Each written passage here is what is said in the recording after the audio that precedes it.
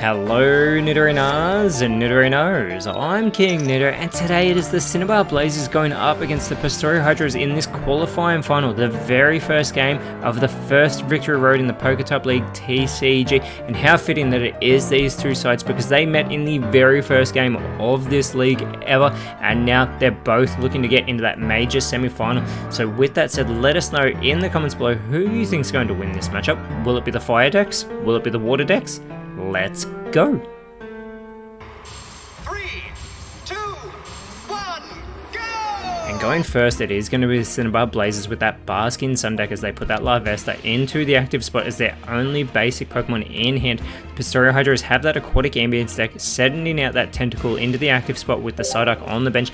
And with that said, these series, instead of being a best of 3 series, the sides will need all 3 of their decks to win so that they can move on in victory road, as it is the Cylinder being pulled for the Cinnabar Blazers. They do lay it out on the bench. The good thing about this qualifying final is the side who wins, they'll move on to the major semi-final, but the loser, they will have a second chance moving down to that minor semi-final as the Finneon is pulled for the Pastoria Hydras. That first energy is being put onto that active Tentacool, as the Finneon is laid out on the bench, and there's the Gentle Slap doing an additional 20 damage thanks to that weakness of the fire type cards here, as the second Larvesta has been pulled for the Cinnabar Blazers. That first fire energy going on the bench to Cylinder. They are going to play the potion onto that active Larvesta as well, and they're going to lay that Larvesta from their hand, the second one, onto the bench, but they send it back over to the Pastoria Hydras as they're just trying to buy themselves a bit of time. The Golduck though has been pulled for the Pastoria Hydras, so they're going to start setting up this Psyduck, who they have now already evolved into the Golduck. It will require a second energy, but they're keeping that Luminion in hand as it can only do damage to benched Pokemon. And that second Gentle Slap leaving the Larvesta with only 20 health remaining, as the Heatmore now has been pulled for the Cinnabar Blazers. It only requires 1 energy to get online, so they're going to get an energy onto that benched Larvesta. They know that the active Larvesta will be taken out shortly, as the Hydras have pulled their second Golduck, and they're going to get that second energy onto the benched Golduck as well. But this Gentle Slap is going to take Larvesta off the board, and the Pastoria Hydras have taken their first point in game 1. Now, Cinnabar Blazers need to think about who they want to put into that active spot. They're looking at the Larvesta, deciding whether or not they want to go with that. Again, they do have that type weakness. They are opting though to go with the Heatmore. It only requires 1 energy, and they've pulled the X speed as well, so if they require a quick retreat, they can use that. But here it is, the Heatmore getting its first energy. They're going to play the Giovanni as well, so it will be able to do 40 damage to this Tentacool. We'll leave it with 20 health, so that Giovanni, they may have been playing just in case a Tentacool were to pop up for the Pastoria Hydras, who have pulled the Professor's Research. They're going to play the supporter immediately. They may be hoping to get the Tentacool. They get the Pokemon Flute. They get a second Finneon, so no Tentacool in hand for the Pastoria Hydras, but they're not wanting to give up any points, so they go for the X speed. They'll be able to retreat this Tentacool. Surely they're going with that Golduck, who is ready to go. It is now in the active spot. It can do 70 damage as they get a water energy onto that benched Finneon.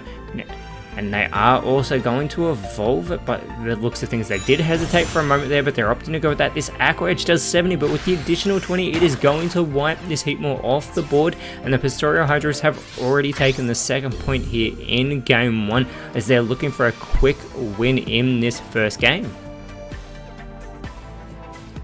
Things are not looking good for the Cinnabar Blazers right now as they send out their second Larvesta. They're going to want to pull the Volcarona. They pull a Professor's Research of their own, so they do play that immediately, getting another 2 cards out of their deck.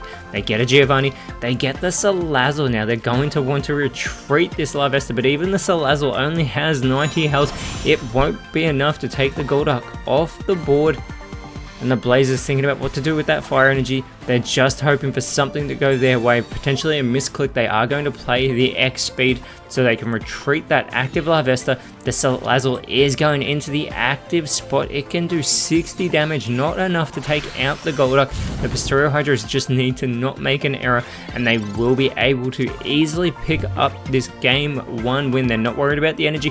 They're going straight on the offensive. They take out the Salazzle, and then the Hydras have 1 deck cleared. They need to get the next two to try and secure their spot in that major semi-final. And the important part of that major semi-final, if you win that game, you get to go straight to the Champions game to potentially be the champion of Season A1. Now the Blazers once again going first, put that Vulpix from the Rapid 9-9 deck into the active spot. The Hydras have two Squirtles in hand, they put them both out as they're using that Shell Armor deck. Now this Blazers Rapid 9-9 deck can be very quick to be set up, but those two Misties are already in hand for the Pastoria Hydras. They've got the Blastoise as well. As the Blazers pull the Pokeball, they're going to play that immediately. They do get the Ponyta from the Mythical Island set, and they've already got the Rapidash from the Mythical Island set in hand as well, which does require 2 energy. As they send it over to the Hydras pull the Leaf. That's irrelevant at the moment, but they're thinking about playing this Misty straight away onto the benched Squirtle as well. The coin flip will continue until there's a Tails. They get one. They only get one, but that is a start getting that benched Squirtle set up. They're going to get an energy onto the active Squirtle as well. And again, that weakness of the fire types. This water gun does 40 damage already. This Vulpix only has 10 health remaining. This could be a very quick qualifying final here in Victory Road as the second Ponyta, the genetic Apex variant, is pulled for the Cinnabar Blazers, and they're going to get an energy on to the benched Ponyta and evolve it immediately into the Rapidash. They're happy to sacrifice the Vulpix. They know what's at stake here. The Pastoria Hydras are going to pull the Shelter from their deck. No Wartortle just yet, but they're going to play the second Misty immediately. They want to be able to get this Blastoise online if needed.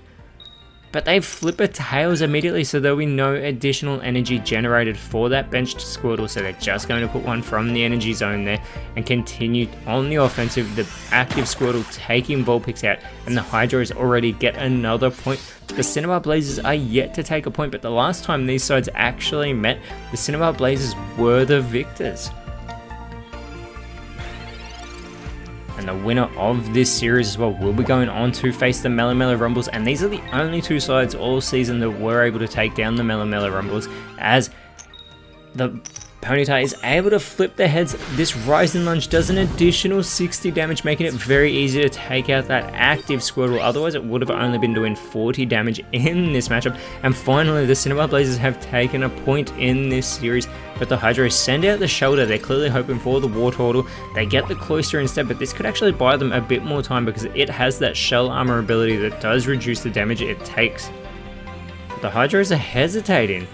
They're going on the offensive with the Shelter. They're really willing to risk that coin flip of that Rising Lunge. This Tongue Slap does 40 damage to the Rapidash. This Rapidash needs to flip another heads. They've pulled their second Arcanine for this deck, as well as they're starting to set up the benched Ponyta. They're playing the potion as well. The Hydra is unaware that that was in hand for the Cinnabar Blazers. Here it is, the Rising Lunge. If they flip another heads, this Shelter's off the board. And they get it as well. The Cinnabar Blazers needed that one. So Shelter is taken out, and just like that, the Cinnabar Blazers have gotten their second point, and they are in control now of Game 2.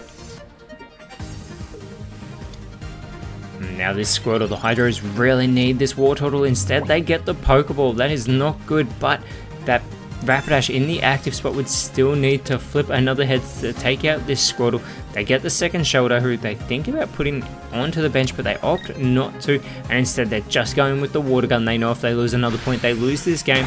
Another 40 damage onto the Rapidash. This Squirtle could take it out on the next turn, but the Blazers have pulled the Professor's Research, and even if they pull the Blaine, they won't be able to use it, but instead they pull the Rapidash and they pull the Ninetales. There's no Vulpix in hand though, but that Rapidash from the Genetic Apex is ready to go. They're going to play the X speed so they can retreat this active Rapidash for free. They don't want to risk dropping a point. They're going to get 40 damage on to this Squirtle, but the Hydras desperately need to pull a good card on the next turn. Here's the Fire Main doing 40 damage to this Squirtle. It has 20 health remaining, but the Blazers just need one more point. It's the Giovanni being pulled for the Pastoria Hydras. They have nothing in hand unless they want to play the Shelter. They actually might have a strategy here, because they could play that Leaf and retreat the Squirtle for free, but instead they're not going to play the Leaf, sorry. So instead they're just going to give up one energy, and they're going with the Tongue Slap. No, they're going to play the Giovanni, so they're going to get 50 damage onto this active Rapidash, thanks to that additional weakness that the Rapidash has taking that extra 20 damage, but it goes back over to the Cinnabar Blazers, who have pulled the Growlithe. And they are going to lay that Growlithe on the bench here, but the Pastoria Hydra is trying to buy themselves a bit of time. They are not going down easy here in game 2. Another Fire Main onto this shoulder this time. And it comes back over to the Hydras. They pull another Blastoise. They're still waiting on the Wartortle. They're going to get that Cloyster out onto the table now, and it has 80 health remaining. Remember that Shell Armor ability will reduce damage by 10. Another energy onto the Squirtle. It goes back over to the Cinnabar Blazers. They've got the Vulpix now. They can start setting that up if they want to get that Ninetales, who does 90 damage online. Things would be over much quicker in this match potentially if they were able to pull a Blaine, but instead they're going to put an energy onto the Growlithe. They're going to get the Arcanine online. It only requires one more energy. Another 40 damage that is reduced by 10 this time on to the Cloyster, and it comes back to the Hydra as they get the Lapras, who can do massive damage, but they've already used the Misties, so they can't get the additional 3 required to get that extra damage. They do get their first energy though onto the Lapras. They're going to play... No, they're not. They're thinking about what to do here. They're very limited, and I think they're aware right now. With that Arcanine on the bench, this is fantastic for the Cinnabar Blazers. They play the Leaf. They're hoping that there could potentially be a mistake. They will be able to retreat this Cloyster now for only 1 energy. Instead of the usual 3, they're going to put that Lapras into the active spot. Now, this Hydro Pump will only do 20 damage whilst there's 1 energy on it. So it does 40, that additional 20 again. Thanks to that weakness, it comes back over to the Cinnabar Blazers. They've pulled the Blaine now. But they're not worried about the Blaine. They're going to retreat this Rapidash. They're putting the Arcanine in the active spot. It's got its 3rd energy, and with this Heat Tackle, it can do 100 damage, and it will take this Lapras off the board, and the Cinnabar Blazers have just taken game 2, getting that rapid 9-9 deck over the line. Now again, both sides need all 3 decks to win a game each to move on and win this series. And with game 3, the Hydros will now be going first, and once again they're using that Shell Armor deck. It's going to be the Blazing Volcano deck of the Cinnabar Blazers, the Lapras for the Hydros, the Moltres for the Blazers in those active spots. But here we go in our game 3. Hydros going first. They've finally pulled the Wartortle, but they've got the Misty. If they can flip 4 heads, they will be able to do some massive damage here. They get 1. But they only get 1. This could have been a very quick game 3, but still they're getting an attack on that first turn with this Hydro Pump, but it will not do an additional 20 damage because the Moltres is weak to lightning types, not water types, as it gets its first energy after the Leaf has been pulled. It requires 3 energy though to get online, so they have to send it back over to the Pastoria Hydras, who pull the Pokeball. Now they're going to want the Squirtle. They've already got the Wartortle and Blastoise in hand, and instead they get the Shoulder. Now that's not bad. They've got the Cloyster in hand as well, but it does still take a bit to set up and is not as powerful as the other Pokemon. Now the Lapras does get its 2nd energy. They want 4 on it to maximize that damage as they get another 20 onto the Moltres, and the Cinnabar Blazers have pulled the Professor's Research. They just need another basic Pokemon. That is what they're after here. They get the Charmander, and they've already got the Charmeleon, and they get a 2nd one, but they've got the Charizard in hand as well. Now they just need to decide how they want to approach this. They've got that 2nd energy onto the Moltres. It only requires 1 more.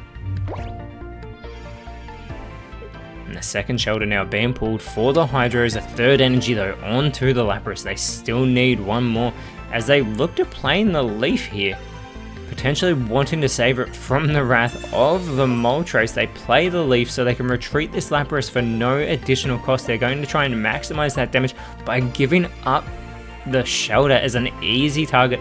They play down the 2nd Shoulder as well so they can send that out. If the first one's taken off the board, the Cinnabar Blazers pull the Professor's Research here as well, so they're going to get another 2 cards out of their deck, including the Pokeball. They've got a potion as well, which is fantastic. They can restore some health on this Moltres, getting it back up to 80 health, and they play the Pokeball. They're going to get another basic Pokemon, and it's the Magma from the Mythical Island. This can do 80 damage with that Fire Blast, but it will have to discard 2 Fire Energy to do so. However, here's the 3rd energy on the Moltres. This Sky Attack does 130, but they need to flip a heads, and they get their heads.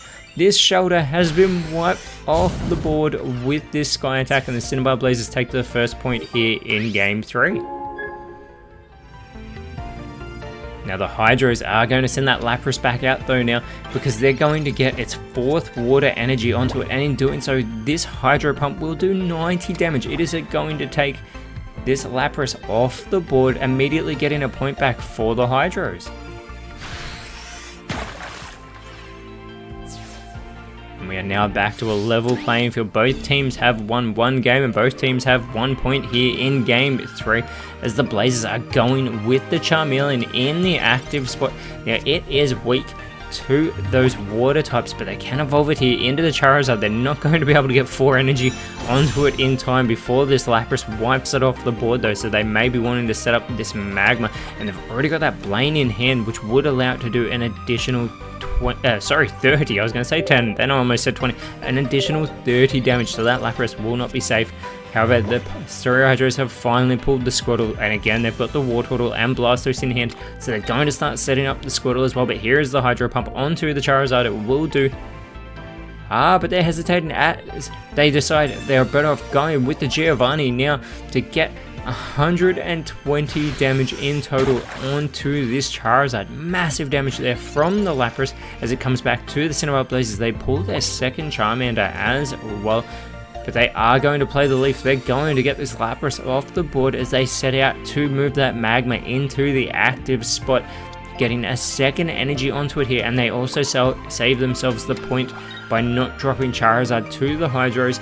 This Fire Blast will do 80, but they can't play the Blaine. They have made a huge error here. Have the Cinnabar Blazers, they did not wait to retreat the Charizard. They have not been able to take this Lapras off the board, and this is going to cost the Cinnabar Blazers dearly as the Hydros get the Cloyster online. They've got the Wartortle online with its second energy as well, but the Hydro Pump takes the Magma out due to an error on the part of the Blazers, and they can't even move that Charmander that they've got in hand into the active spot. They need to pick one of these benched Pokemon, choosing the Moltres. Now they've got a second Leaf in hand, however,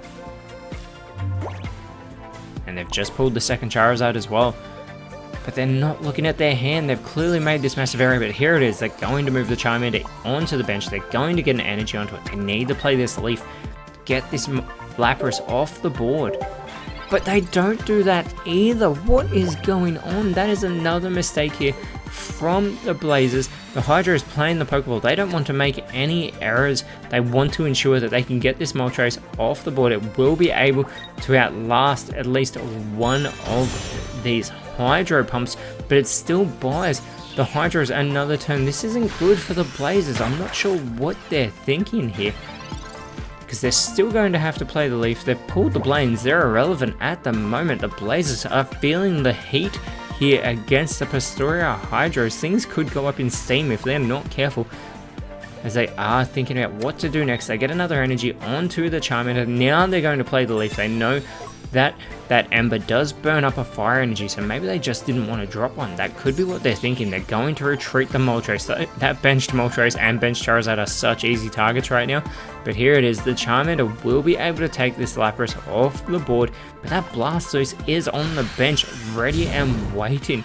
It already has 3 energy on it, and that is all it requires to wipe this Charmander off the board. This is an easy target for the Hydros. They just have to make sure they act correctly, because with that they do pull their second Wartortle. They're not worried about the energy. They're going for the Hydro Pump. They wipe this Charmander off the board, and the Hydros have taken game 3. And now the Hydros only need to win one more game. It's their Frozen Pond deck that they need to win, as they will be going first. The Blazers, though, we don't know who they're going to play. They're going to be using that Baskin Sun deck once again, but the Hydros have their Articuno. They've got the Poliwag in hand as well, but they've also got the Poliwhirl and the Poliwrath already. They moved the Articuno into the active spot with the Poliwhirl. The Poliwag on the bench. It's the Larvesta in the active spot for the Cinnabar Blazers. But this is the one the Hydros want. The Blazers need to hang on. It is the Misty Beam pulled for the Pastoria Hydros. If they flip 3 heads, they can wipe this Larvesta off the board straight away. Here we go. They get 1. They get 2. They get 2. That is fantastic for the Blazers. They can hang on, but barely. That was a frightening moment for this Baskin Sun deck and that Larvesta. They've got the Professor's Research, they can play it, they need to get a basic Pokemon, they get a potion, they get a second Larvesta. Okay, the Cinnabar Blazers still have something, they just need for it to go right, because this Articuno is about to get its third energy on the second turn of the Hydros. They pull the Professor's Research as well. They don't want to get cocky here. They want to make sure they make correct plays. They get a second Poliwag, and they've got the Greninja in hand as well as they get that Poliwhirl onto the bench. Here it is, the third energy onto the Articuno, and this Ice Beam is about to take the Larvesta off the board thanks to that weakness. They don't care about the coin flip because who cares if it's paralyzed? It is eliminated. The Hydros have taken 0.1 in game 4. And they're trying to keep this to a 4-game series. If they can get this victory, it is the Sabrina being pulled for the Cinnabar Blazers. They're going to send that Articuno surely back to the bench. They don't want to have to contend with it right now because they have nothing else that they can do. And this will buy the Cinnabar Blazers a little bit of time because that Poliwhirl does require 2 energy. They can get the Combustion as well, doing 30 damage onto the Poliwhirl. As it comes back over to the Hydros, they get their second Poliwhirl as well, so they're going to move the Poliwag onto the bench. First energy onto the Poliwhirl, but it does require 2 to retreat as well, so there's not much they can do with that, but they are thinking of evolving it. They want to be able to surely capitalize on that counter attack of the Poliwrath. They're very back and forth on if to do this or not.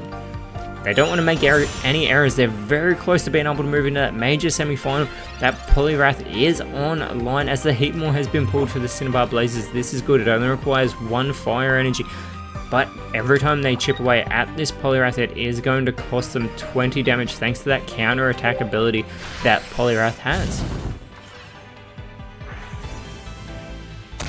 And there it is, that counter attack coming into play, getting 20 damage onto the Larvesta. As the second Poliwrath has been pulled for the Pastoria Hydros, they get the Poliwhirl online as well. This active Poliwrath does require 3 energy to get online, but it only requires 2 to retreat. They could actually go with that as an option, and they are. They're just going to get that Articuno back into the active spot. They're keeping on the offensive. They're keeping the pressure on the Cinnabar Blazers. The Larvesta has been taken out. Again, another coin flip.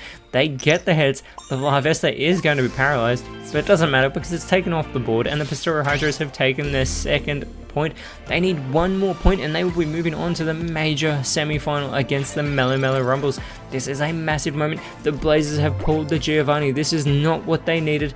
That energy in the energy zone is irrelevant, but they're still going to put it onto the Heatmore. It will do 40 damage to the Articuno, but that is not enough. The Pastoria Hydros are about to take this game. They've pulled the Pokemon Flute. They're going to evolve that Poliwrath just in case. They don't want to make any errors still. Now is not the time for them, but here it is, the Ice Beam.